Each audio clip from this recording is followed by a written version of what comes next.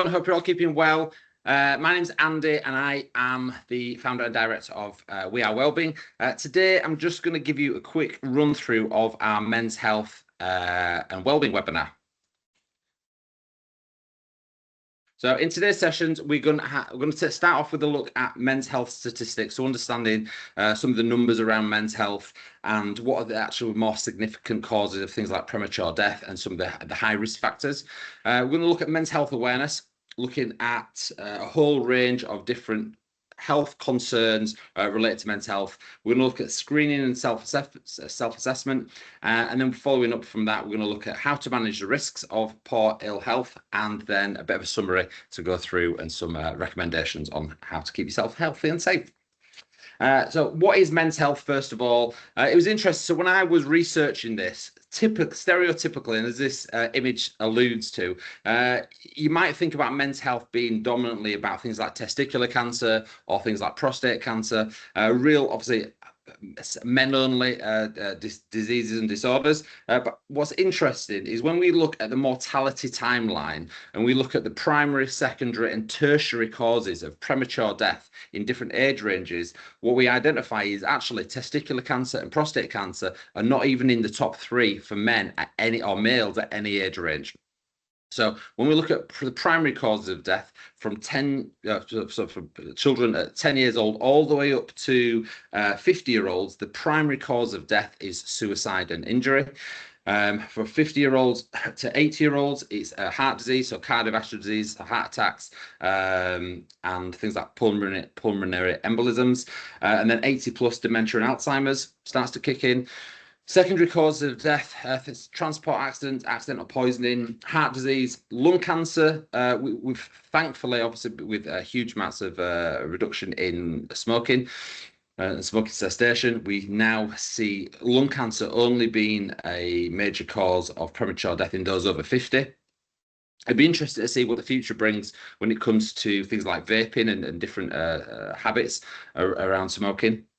There's no real decent evidence on that yet, but we know lung cancer is a secondary cause of premature death for 50 to 80-year-olds, and then heart disease for those over 80, and then tertiary cause of death for 10 to 20s is murder, so homicide, transport and accidents, accidental poisoning, liver disease, 50 to 64, respiratory diseases, so things like COPD and other lung disorders, and then influenza and pneumonia for 80+. So that is really not what I was expecting when I started to research and look into causes of premature death and ill health in men. Very much so then, the priority for men is mental health, and we start thinking about stress management, suicide awareness, and those related subjects. Okay, so top 10 under the age of 75. So for the primary cause of ill health and premature death is heart disease. So first question we're asking here is, do you know what your blood pressure is? Do you know what your cholesterol levels are? Are you managing stress well? Are you taking plenty of exercise? Are you eating a balanced diet? Because heart disease is the primary cause of ill health and premature death in men.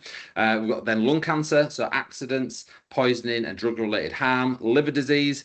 Liver disease is an interesting one because one of my doctor friends was telling me the other week, in Eastern Europe, they have huge amounts of alcoholic liver disease. So there's 2 types of liver disease. There's alcoholic liver disease, and then in the States, so in America, they have huge amounts of fatty liver disease as a result of poor diet. And in the UK, we have a real mix of both. We have high amounts of alcoholism and high amounts of poor nutrition. So liver disease from both alcoholic and fatty liver disease is a major concern. Suicide is a major risk factor. We've got bowel cancer. So obviously things like getting screened over 50, it's either 50 or 55, but bowel cancer screening for men, COPD, chronic respiratory diseases, strokes, so a heart attack of the brain. Strokes, interestingly, are the #1 cause of disability. Diabetes also, so you've got two different types of diabetes. You've got type 1 and type 2. Type 2, we used to call it adult onset diabetes, and we've not called it that for years because so many children are now developing type 2 diabetes as a result of physical inactivity and poor nutrition, and then infections and respiratory diseases as well. So a whole host of health conditions, and actually largely very preventable. So when we look at some of the stats, we've got 19% of all male deaths are under the age of 65. So nearly 20% of men will die under the age of 65, which is pretty worrying. Ischemic heart disease is a leading cause of death in men. So looking after the old ticker, making sure that you are getting regular health checks, making sure that you understand, like I said before, your blood pressure, your cholesterol, heart health. If you are getting any kind of chest pains, making sure you're going to see your GP or go to a private checkup and get an ECG. All of those kind of things are really, really important. Obesity, so 26% of adult males are classified as obese. Now, obviously, body mass index, BMI, can misclassify a lot of people. So it often gets a bit of a bad rap when we talk about obesity. But what we don't have a rugby player or bodybuilding epidemic. We're not having swarms of people who've got higher levels of muscle mass putting extra stress on the NHS. We do have an obesity epidemic, and we have a lot of people who are overweight. So making sure that we tackle that is important. Then lung, the leading related cancer in death in men. So obviously highly related to smoking, but also working in environments that lend itself to respiratory disorders, breathing toxic fumes in, for example. Prostate is the secondary most common cancer in men. So typically you'll get a higher risk once you are over 50.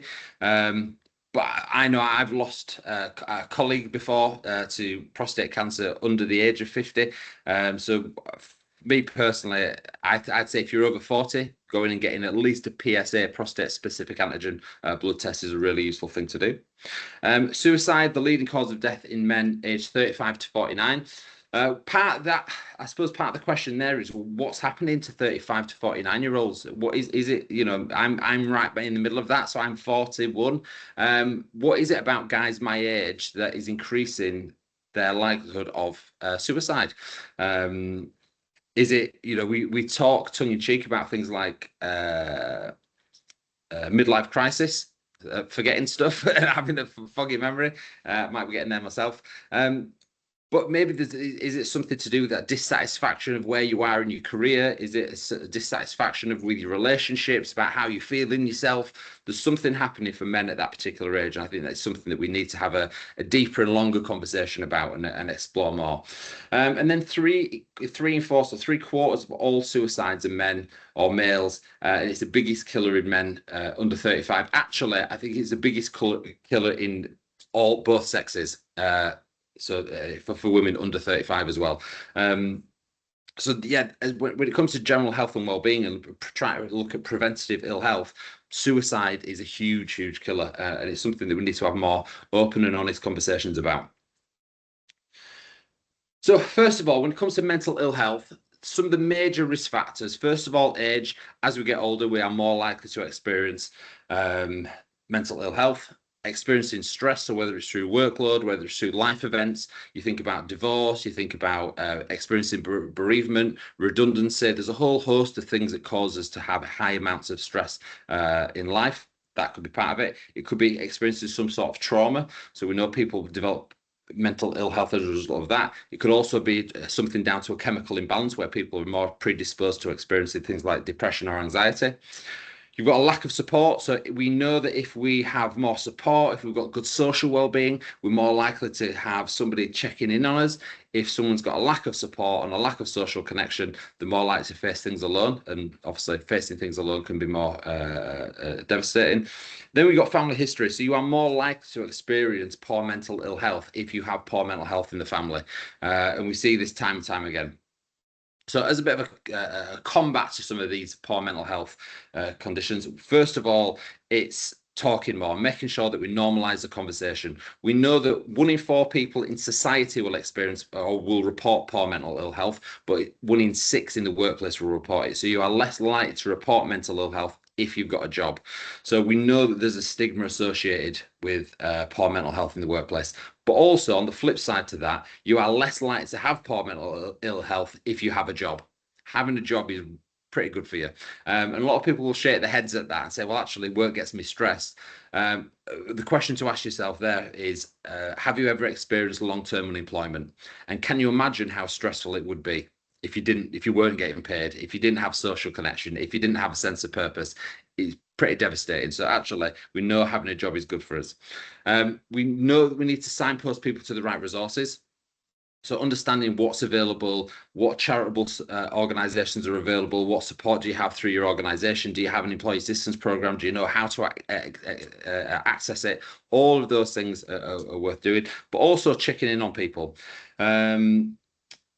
As obviously working in health and wellbeing, I spend a lot of time checking in and asking those kind of questions questions on training courses, but also excuse me, but also outside of work, making sure that I'm checking in on my friends, family members, and just the challenge you've got when it comes to mental health, especially in the UK, is if you ask somebody, how are you doing, or are you all right, the standard response is, I'm fine. So it's how do we get beyond that? So a useful way of getting through that is to say, well, yeah, I know that you're fine, but how are you really doing? Or ask somebody how are they coping. If you know that somebody's going through a particular event, so like if I know one of my friends is going through divorce, if I say, how are you doing? My friends will tell me that they're fine. But if I ask them how are you coping with everything that's going on in the divorce, they'll tell me all about it. So sometimes getting more specific can really grease the wheels, if you like, of the conversation. Then you've got ischemic heart disease. So what you've got on the right-hand side, these sort of 3 cross sections of a artery. And arteries, what we know about them is that they take blood away from the heart. And the top one is one that's been, I know it's got a big green lump on it, but that's part of our branding. But that one's, you can see that one's clear. It's got a good blood flow. There's nothing that's really interfering with it. Then over time, through poor dietary factors, sometimes it can be not through to a poor dietary factor, but actually just through a naturally occurring high levels of things like LDL cholesterol, we could get this, what we call this buildup of fatty plaques. And those fatty plaques, what they do is they line the walls of the artery, they absorb into the walls, and then they inflame the walls, which means that the blood flow is far, far reduced. Now, at some point, if that fatty plaque then builds up and builds up even more, and then we end up with what we call a lesion. So that lesion there is that hard lump of fat that's blocked the path of oxygenated blood to wherever it was going. If that then breaks off or gets stuck where it is, usually what will happen is it will break off and then get stuck where the arteries get narrower. So somewhere like the coronary artery that supplies blood to the heart, or the cerebral artery that supplies blood to the brain, that can then lead itself to a heart attack or a stroke.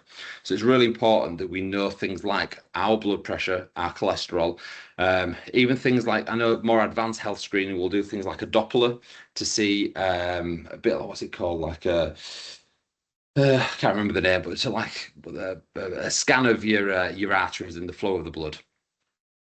So they're the major risk factors. And then as far as screening goes, one of the things you might look for is an ECG, so an electrocardiogram, to look at the rhythm of the heart. So we call what we call the 12-lead ECG. And this is where a physiologist or a nurse will put stickers across your chest. If you've got a hairy chest, be aware you're going to get your chest shaved, and you can I've shaved a lot of chests in my time. I'm not very proud to say, but excuse me, you shave the chest and then you stick these 12 leads around the heart, and what it does, it gives a cardiologist a tracing of almost like looking at a 3D model of the heart to see how it's functioning. And what we look is what we call the PQRST wave, so that the beat of the heart, to look at its consistency, look at its timing, to make sure there's no sort of errors within the heart tracing. So that's what that looks for. Then obviously blood pressure. Blood pressure is looking at how hard the heart's working. So the amount of pressure in your brachial artery inside your arm. on that. Obviously, we do always do it on the left side, so looking at the heart side to see how much pressure you've got, both when your heart contracts, which is your systolic pressure, and then when your heart refills, that's what we call your systolic pressure. So there's always two numbers. If you've got one number over the other, the upper number is what we call the diastolic, so when your heart refills, and the lower number is what we call systolic pressure when your heart pumps. Then we've got an exercise test. So this is where we would look at the stress of your heart under exercise, almost like an exercise stress test. A lot of people will have normal blood pressure, but what they can find is they've got a high blood pressure response to exercise. So if someone's of a reasonable fitness, as their heart rate increases, their blood pressure should increase gradually with it. Where some people who have a high blood pressure response, it will just spike straight away. And that can obviously could be indicative of somebody that might be likely to have a heart attack when running for a bus or playing a game of squash or paddle. Then you've got a lipid profile. So your lipid profile are the fats in your blood. So this is your cholesterol test. So that's where you've got your HDL, your good cholesterol, your bad cholesterol, your LDL, triglycerides, which is another type of fat in your blood, and then the ratios between them. That's what we call a lipid profile. And then you've got the arterial scan, where you can get the Doppler on your arteries. So they're all things that you can look for to reduce and just be aware of your risk of heart disease. We've also got, so once we've got a series of numbers, so things like your height, weight, so your body mass index, your blood pressure, your lipid score. There's an NHS screening tool that we can also use to look at someone's percentage chance of having a heart attack or a stroke within the next 10 years. Some really good NHS research around that. Then we've got lung cancer. So major risks around lung cancer, obviously smoking being the number one, passive smoking, so living with a smoker and being in close proximity with a smoker, environmental issues. So if you live in a more deprived part of town, and there's more factories and more pollution, you're more likely to have an increased risk of lung cancer. But also things like through pollution and radiation as well. So depending on the kind of job that you do, if you work in a job that's high levels of radiation, that can increase that. So as far as screening, primary thing would be to have things like a chest x-ray, which can be particularly useful, a low dose CT scan to do a more in-depth screening of the cross-section of the heart and of the lungs, sorry. Then you've got a bronchoscopy, which is putting a microscope down into the lungs and having a look around and looking at the airways. Then obviously if they do find something, it would then be a biopsy to take a piece away that way and have it lab analyzed. But also a baseline test for lung cancer will be doing a lung function test. So a really simple one would be like an asthma test, what we call a peak flow, where you basically take a deep breath in, you blow as hard and as fast as you can and try and get the little arrow as far down the chute as possible. So doing those as part of regular screening can be particularly useful. We might have done that as part of your health assessment. I can't remember.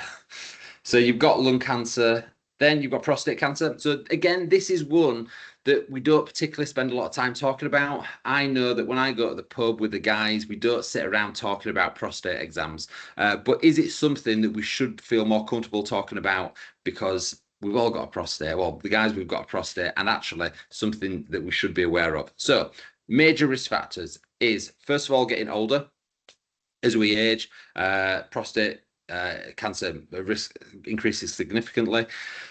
Things that also increase the risk: smoking, being overweight or obese, having a long-standing history of poor diet, also family history. So if you've got someone who in your family that's died of or had prostate cancer, if you've got a poor diet, if you smoke, if you're getting older, so if you're over 45, edging towards 50 plus, then that's increased likelihood risk. That's when you want to start going for some sort of screening.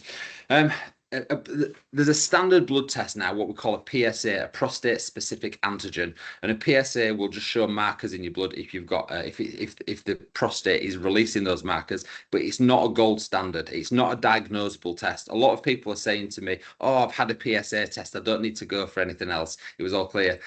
I would still say that you would want, well, you might not want to, but I would still recommend going for a digital rectal exam, not a Dr. Dre. It's a DRE, a digital rectal exam. And this is where a doctor put a glove on and they will check out the density, the size, the shape, the the hardness of the prostate to see if there's any inconsistencies. That along with a PSA, can be then more diagnosable. But the gold standard will be having an ultrasound, so using a Doppler to have an ultrasound of the prostate. But then if they did find anything, it would then be a biopsy. Another thing that can also be almost a precursor screen would be things like urine analysis, because if you're showing traces of blood in your urine, you can also be things like sometimes it can be identifying blood in the semen as well.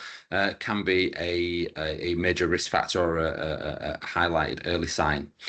But if you are seeing things like hesitancy to pee, you pee more often, any kind of changes to your urine, any changes to your semen, any changes to any of those kind of things, really, and you're over sort of 40, I would say you want to go and get asked for a screen. Unfortunately, the NHS are doing far less preventative screening than they used to do. And if you do far less preventative screening, you're much more likely to get diagnosed with stage 4 or stage 3 cancer later on. So I would urge you to not worry about it. We don't want to create a sense of health anxiety, but what you do want to do is take accountability for your own health. Don't wait for the NHS to email you. I'll be 42 this year, and you're supposed to get offered a well man health check at 40. I'm a year and a half in, and I've not been written to yet. So don't hold out hope for the NHS to write to you. Sometimes going and speaking to your GP and saying, look, I'm of a certain age, I've not had this checked yet, can I get it checked? So that's a bit of personal advice on that one. Testicular cancer. So interesting, testicular cancer is actually fairly low risk. It's actually what we would classify as a young person's or a young man's cancer. You're unlikely to have testicular cancer over the age of 30. So we've got so major risks are undescended testicles. So if testicles haven't dropped, family history, again, more likely to experience it. If you've experienced HIV or if you've had a diagnosis of HIV, you're more likely to have testicular cancer. You higher risk age between 30 to 34, but obviously not exclusively. And then if you've had a prior cancer, you're more likely to have it as well. As far as screening goes, one is, I'd say, self-assessments. Again, guys, just like we don't sit around talking about prostate cancer, young guys don't tend to sit around talking about testicular cancer. And unlike women who often will get demonstrations of how to do a breast self-assessment, I don't think I've ever met a guy who's ever been taught how to do a testicle self-assessment. So the general rule of thumb is get your thumb and roll it around the testicles. Ideally, when you've come out of the shower or you've been in the bath and your body temperature is warm, and what you're looking for is rolling your thumb around the testicles all the way around and the tubes that they're connected to look for any lumps, bumps, hardness, any inconsistency, anything that feels like it shouldn't be there. And then if you do notice anything, get yourself to the GP to go and get a further assessment. Go for your doctor assessment. What then we'll do is also do an ultrasound to look at see if there's anything that shouldn't be there. Something that's also pretty common is having a lump that's maybe something like a cyst. And that would be diagnosed or put at ease through an ultrasound. Also looking for blood markers, and then again, if they did find anything, it's also then potentially doing a biopsy. So there's a whole host of things there relating to testicular cancer. Andropause. Now, this isn't necessarily a medical term or a recognized medical term, but this is what we call just a little bit like menopause. It's similar to menopause, but it's not like menopause. Menopause is very, I suppose, can be a lot more, I suppose, excuse me, aggressive, happens over a long time, but the symptoms can come on pretty quickly, and be probably more severe than this. I'll potentially say. But andropause is this gradual lowering of testosterone over time. Now, this is a personal thought, so this is, I don't necessarily have the evidence to suggest this, but what we know is that there's a higher risk of suicide in guys who are 35 to 40, 35 to 49, I think the stat was. And so we know that that's high risk there. And we also know that men's testosterone levels starts to drop probably after 30. Now, as a guy, I would say that one of the things that makes you feel like a guy is having energy, having that level of testosterone, sex drive, all that kind of stuff makes you feel like a man. Makes me feel like a man. Now, if you start to take that stuff away, now I've noticed I don't have the libido that I had when I was 20. I don't have necessarily the same energy levels that I had when I was 20. And that's one of the things that you start to feel potential a little bit down about.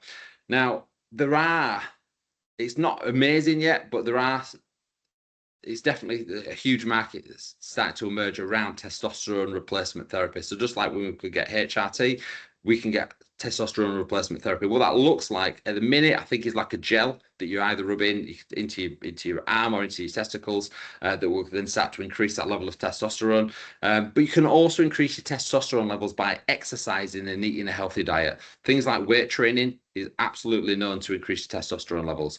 So doing some of that sort of self-care stuff and investing in your own health and well-being. But andropause is definitely something that you're going to hear more about. We also mentioned about obesity previously, but we know that 1 in 4 UK adults are classified as being obese. And what this does, it increases your risk of things like type 2 diabetes, heart attacks and strokes, certain types of cancers, metabolic syndrome, so having a real reduced metabolism, which then makes it harder to lose weight. There's a whole host of things that can happen as a result of being overweight or obese. So it's that thing about taking personal accountability for yourself. We know that it's great. The NHS is a wonderful thing, but we also know that the NHS is stretched. And what you don't want to be, I know I don't want to be reliant on a system that is stretched. I don't want my health to be reliant on a system that's stretched. So there's never been a better time to take personal accountability for your own health and well-being. So whether it's going out and getting walking, whether it's going to the gym and doing some weight training, whether it's making some adaptations to your diet, it doesn't need to be a complete lifestyle overhaul. You don't need to go on a diet. You don't need to be in the gym 6 days a week. It's just making some small changes, but making them over time. And if you initiate some of these changes and you get them to stick and form them as habits, absolutely can make a massive difference. You can see some real lasting change.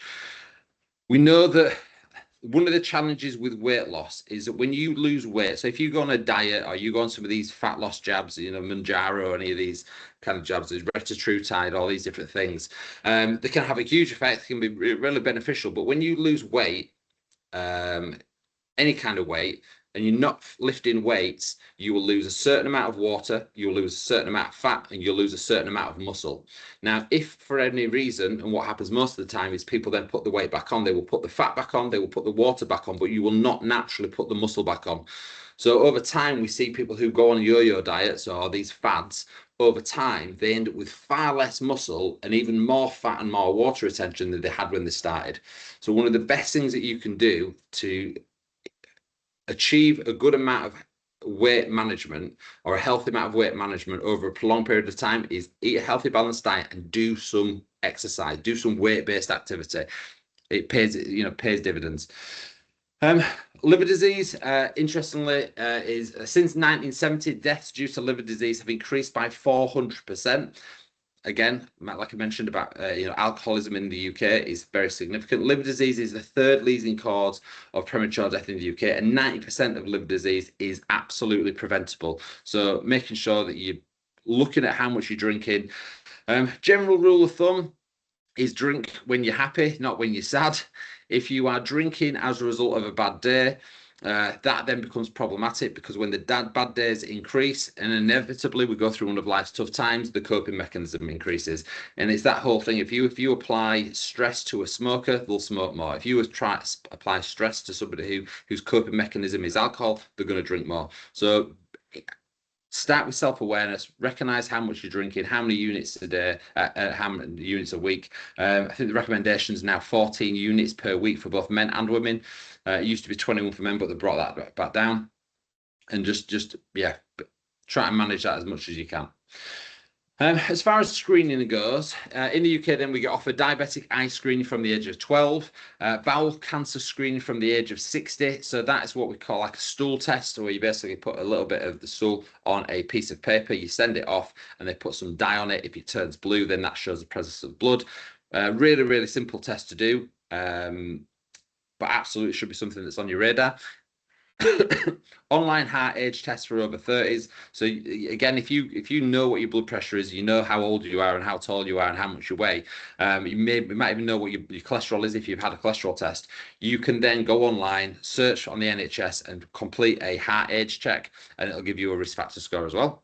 And then on the NHS, you should get offered a well man or well within health checks over 40. Again, it's pretty inconsistent. I know it really does depend on which NHS trust you live within. Mine obviously isn't. I've not been offered a Wellman check yet, so that's something that's maybe missing. Then you've got DRE, so digital rectal exams over 50, and then dementia checks over 65. So if you are at high risk, if you are one of those age ranges, making sure that you are going and getting checked. So as far as managing risk, the things that you can proactively do is one, the simple stuff, and this it seems like I'm a broken record. This is the stuff that often helps with all of these different seminars that we talk about. But hydration, drinking plenty of water. Your body needs to be hydrated. 6 to 8 glasses, or 250 ml glasses, so 2 liters a day. Maintaining a healthy weight. Don't get too fixated on what the number on the scales. It's about your composition. It's about that relationship between how much muscle you have. So because I do weight training, I think I'm 103 kilos or 102 kilos, something like that, about just over 16 stone. My BMI tells me that I should be about 13 stone. So I'm probably 3 stone overweight. But because I do weight training, I'm classified as being obese on that.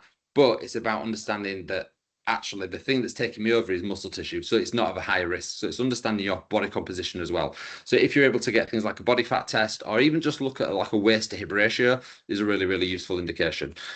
Going for regular medicals, whether it's you going for a private health check, like your Bupa, Nuffield, Bias style health checks, or whether you're going for your workplace on-site health checks, or going to your GP and just asking the question and prompting them is a useful thing to do.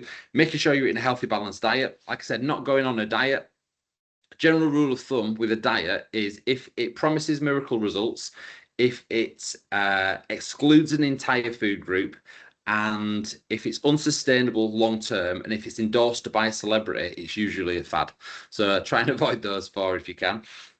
Hygiene, obviously, making sure that you look after yourself, good hygiene, washing your hands, all that kind of stuff. It massively makes a difference for things like influenza and colds and flu and infections.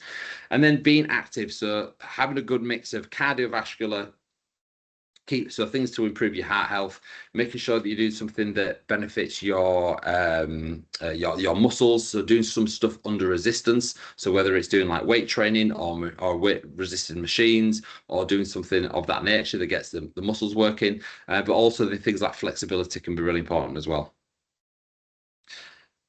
So as a summary, so ischemic heart disease is the primary thing that you want to be concerned about, that and suicide risk. Prostate cancer is absolutely something that we need to be aware of if you're probably over 45. Testicular cancer is a higher risk if you're younger. If not to say that you're not at any risk if you're over 35, but a much lower risk as you get older. Mental health is probably the number one thing that we need to be more aware of, especially understanding suicide and making sure that you're reaching out to people, whether it's if you're struggling or you were checking in on somebody yourself. Taking personal positive actions. All of this is about personal accountability. If you are an adult human being, there are certain things you should do to look after yourself. And there's a lot I'd start with the basics. I put a post on social media the other day about, I don't know if you remember, like Tamagotchis, those little things, those little creatures you had to keep alive. It's like if you had a human one of those, what are the basics you would have to do to keep a human well?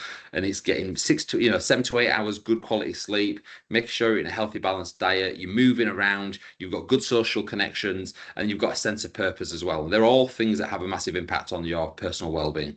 And then regular screening, not waiting for the NHS to write to you, but taking personal accountability again of, this is something I've not had checked. This has been a while since I've had a blood test. Maybe I'm getting some chest pains. Maybe I'm going to go and speak to somebody about getting an ECG and a cholesterol or a lipid test. Taking responsibility for yourself is really paramount. Hopefully that has given you some good insight into men's health. Apologies for not not running the session the other day. It was one of my colleagues who unfortunately couldn't make it. I was as frustrated as you all were, I'm sure. But hopefully this somehow makes up for what you missed out on. If you do have any questions, you want to ask me anything around men's health, or you've got any subjects, my email is just andy@wearewellbeing.co.uk. So feel free to reach out to me. I'll get back to you. But yeah, I'll hopefully see you on the next session, and have a great week. See ya.